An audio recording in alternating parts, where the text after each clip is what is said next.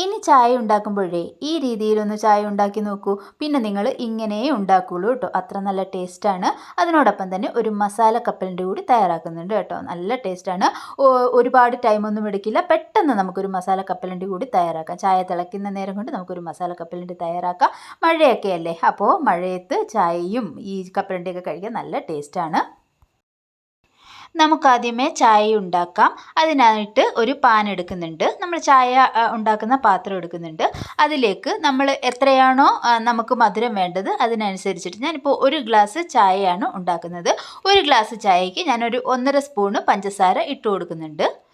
അപ്പം നമ്മൾ എത്രയാണോ കൂടുതൽ ചായ എടുക്കുന്നത് അതിനനുസരിച്ചിട്ട് പഞ്ചസാരയുടെ അളവ് കൂട്ടണം. ഇപ്പം 2 ഗ്ലാസ് ആണെന്നുണ്ടെങ്കിൽ 2 സ്പൂണോ 2.5 സ്പൂണോ ഇട്ട് കൊടുക്കുക. ഇപ്പം ഞാനിവിടെ 1.5 സ്പൂണാണ്, ഞാൻ ഒരു ഗ്ലാസ്സേ ഉണ്ടാക്കുന്നുള്ളൂ. അപ്പം 1.5 സ്പൂണാണ് ഇട്ട് കൊടുത്തിരിക്കുന്നത്. ഇതിനി ഒന്ന് നല്ലതായിട്ടൊന്ന് മെൽറ്റ് ചെയ്ത് എടുക്കണം. ഇതൊന്ന് ക്യാരമലായിട്ട് കിട്ടണം. ഇതിൻ്റെ കളറൊക്കെ ഒന്ന് ചേഞ്ചായി കിട്ടണം.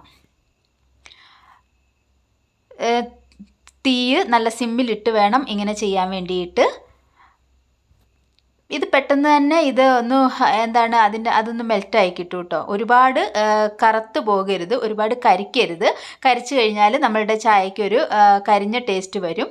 അപ്പോൾ ഒരുപാട് കരിക്കാതെ നമ്മളൊന്ന് ജസ്റ്റ് ഒന്ന് കളറൊന്ന് മാറുമ്പോഴേക്കും നമുക്കതിലേക്ക് വെള്ളം ഒഴിച്ചു കൊടുക്കാം.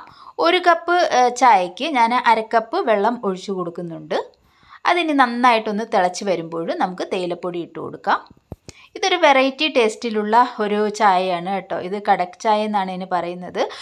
നല്ല ടേസ്റ്റാണ് കേട്ടോ, ഒരു ഡിഫറെൻറ്റ് ടേസ്റ്റാണ്. നിങ്ങളൊരു ചായപ്രേമികളാണെന്നുണ്ടെങ്കിൽ ഉറപ്പായിട്ടും ഒന്ന് ട്രൈ ചെയ്ത് നോക്കുക. ഈ രീതിയിൽ നല്ല ടേസ്റ്റ് തന്നെയാണ്.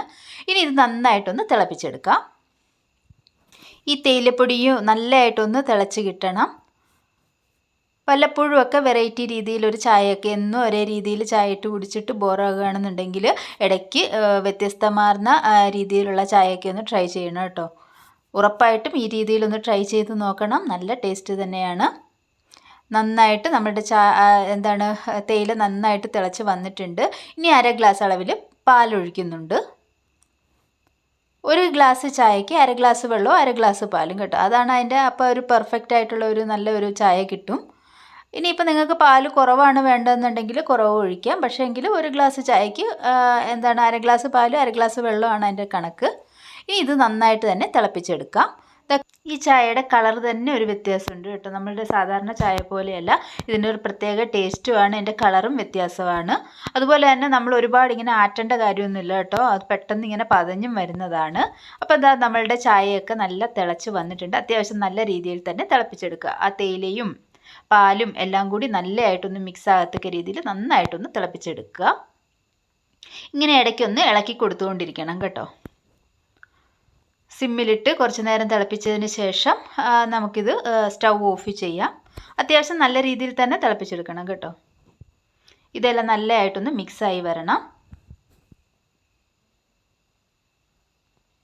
അപ്പം നമ്മളുടെ ചായ നല്ല രീതിയിൽ തന്നെ തിളച്ച് വന്നിട്ടുണ്ട്. ഇനി ഒരു ഏലക്ക കൂടി ഇട്ട് കൊടുക്കുന്നുണ്ട്.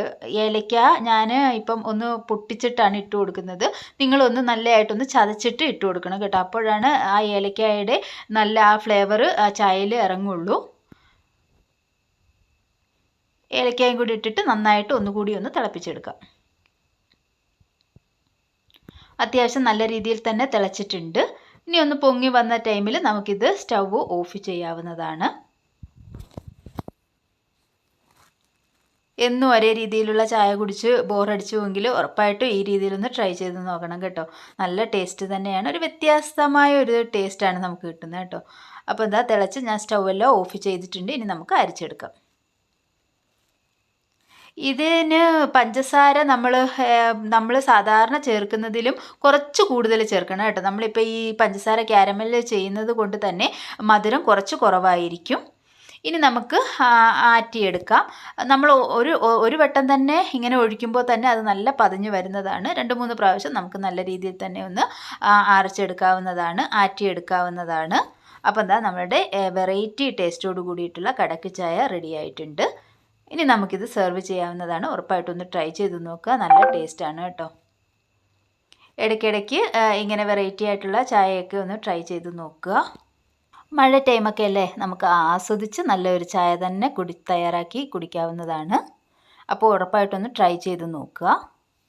ഇനി നമുക്കൊരു മസാല കപ്പലണ്ടി തയ്യാറാക്കാം. പെട്ടെന്ന് തയ്യാറാക്കിയെടുക്കാം കേട്ടോ, ഒരുപാട് സമയമൊന്നും എടുക്കില്ല. ഒരുപാട് ചേരുവകളൊന്നും ഇല്ലാതെ തന്നെ കടയിൽ നിന്നും മേടിക്കുന്നതിനേക്കാളും ടേസ്റ്റിൽ നമുക്കൊരു മസാല കപ്പലണ്ടി വീട്ടിൽ തന്നെ തയ്യാറാക്കാം.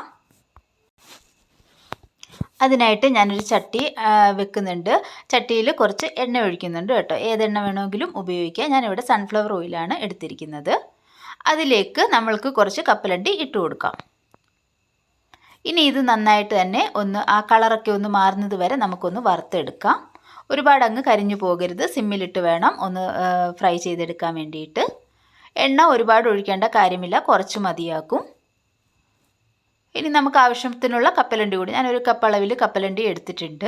ഇത് നമുക്ക് സ്റ്റോർ ചെയ്യാനായിട്ടും പറ്റും കേട്ടോ. കുറച്ചധികം എടുത്ത് നമ്മളിങ്ങനെ വെക്കുകയാണെന്നുണ്ടെങ്കിൽ നമുക്ക് സ്റ്റോർ ചെയ്ത് കഴിഞ്ഞാൽ എപ്പോഴും ഉണ്ടാക്കേണ്ട കാര്യമില്ല. നമുക്കിത് തണുക്കാതെ തന്നെ നമുക്കത് സൂക്ഷിക്കാനായിട്ട് പറ്റും. പെട്ടെന്നൊന്നും ചീത്തയാവില്ല. അപ്പം എന്താ, അത്യാവശ്യം നല്ല രീതിയിൽ തന്നെ ഒന്ന് ഫ്രൈ ചെയ്തെടുക്കുക. കരിഞ്ഞു പോവാതെ ശ്രദ്ധിക്കുക. ചെറുതീയിലിട്ട് തന്നെ ഒന്ന് ഇളക്കി കൊടുക്കാം. ഇതിനകത്ത് ഒരുപാട് ചേരുവകളൊന്നും ഇല്ലാതെ തന്നെ നല്ല ടേസ്റ്റിൽ തന്നെ നമുക്ക് ഈ കപ്പലണ്ടി തയ്യാറാക്കാം കേട്ടോ. നല്ല ടേസ്റ്റാണ് ഇതിന്. അപ്പം എന്താ, കളറ് മാറുന്നത് വരെ നമുക്കൊന്ന് വറുത്തെടുക്കണം. അത്യാവശ്യം കളറൊക്കെ ഒന്ന് മാറി വന്നിട്ടുണ്ട്. എണ്ണ ഒരുപാട് വേണ്ടി വരില്ല കേട്ടോ. കുറച്ച് എണ്ണയിൽ തന്നെ നമുക്ക് കുറേ അധികം കപ്പലണ്ടി വറുത്തെടുക്കാനായിട്ട് പറ്റും.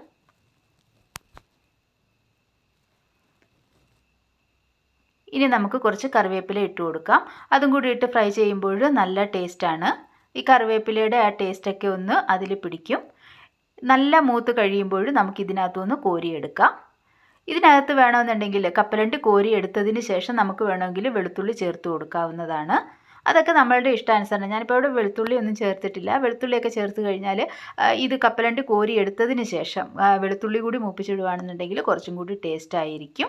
ഞാനിപ്പോൾ അങ്ങനെയൊന്നും ചെയ്യുന്നില്ല. കറിവേപ്പില മാത്രമേ ഇട്ടിട്ടുള്ളൂ. ചൂടോടുകൂടി തന്നെ നമുക്ക് അതിലേക്ക് മുളക് പൊടി ഇട്ട് കൊടുക്കണം. 1 സ്പൂൺ അളവിൽ മുളക് പൊടി ഇട്ട് കൊടുക്കുന്നുണ്ട്. തണുത്തതിന് ശേഷമല്ല, ചൂടോടുകൂടി തന്നെ ഇട്ട് കൊടുക്കുക. ആവശ്യത്തിനുള്ള ഉപ്പിട്ട് കൊടുക്കുക. കായപ്പൊടി ഒരു 1/4 ടീസ്പൂൺ അളവിൽ കായപ്പൊടി കൂടി ചേർക്കുന്നുണ്ട്. മുളക് പൊടിയും ഉപ്പും കായപ്പൊടിയും എല്ലാം പാകത്തിന് തന്നെ വേണം. മുളക് പൊടി കുറച്ച് കൂടിയാലും മുളക് പൊടിയും ഉപ്പും കുറച്ച് കൂടി തന്നെ മുന്നിട്ട് തന്നെ നിൽക്കണം. ഇനി നന്നായിട്ട് തന്നെ മിക്സ് ചെയ്ത് കൊടുക്കുക. ചൂടോടുകൂടി തന്നെ ഇളക്കണം കേട്ടോ. ഇളക്കി മിക്സ് ചെയ്യണം. ചൂടോടുകൂടി തന്നെ പൊടികളൊക്കെ ഇട്ട് മിക്സ് ചെയ്തെടുക്കുക. അതിനുശേഷം തണുത്തതിന് ശേഷം നമുക്ക് ഉപയോഗിക്കാവുന്നതാണ്. അപ്പോൾ എന്താ, നമ്മളുടെ മസാല കപ്പലണ്ടി റെഡി ആയിട്ടുണ്ട്. ഇന്നത്തെ ചായയും മസാല കപ്പലണ്ടിയും എല്ലാവർക്കും ഇഷ്ടമാകുമെന്ന് ഞാൻ വിചാരിക്കുന്നു. അപ്പോൾ നല്ല വീഡിയോകൾക്കായിട്ട് എന്നെ ഒന്ന് സപ്പോർട്ട് ചെയ്യുക. വീണ്ടും നല്ലൊരു വീഡിയോ ആയിട്ട് കാണുന്നവരേക്കും bye bye. Thanks for watching.